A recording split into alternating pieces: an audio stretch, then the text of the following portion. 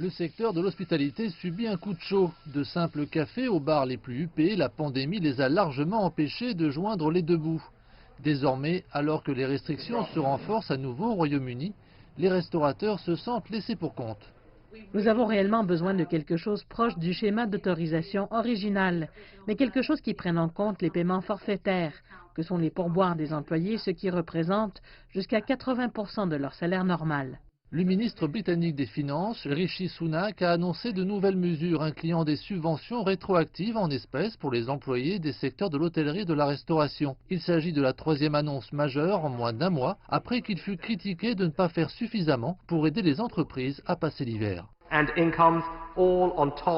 Soutenir l'emploi des gens et les salaires, et cela se fait en plus des 200 milliards de livres d'aide depuis mars. C'est notre plan, un plan pour l'emploi, pour les commerces, pour les régions, pour l'économie, pour le pays. Un plan pour soutenir la population britannique.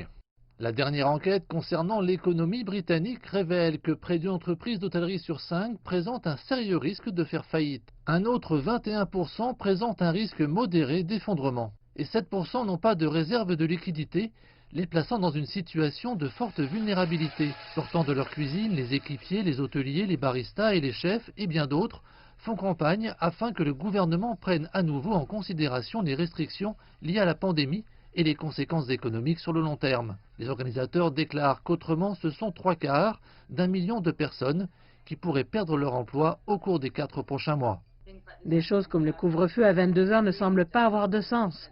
Le fait qu'une troisième heure de pointe ait été créée avec tous ces gens qui sortent dans la rue et qui ont bu toute la soirée et qui ne sont peut-être pas dans leur état normal semble être de la folie absolue.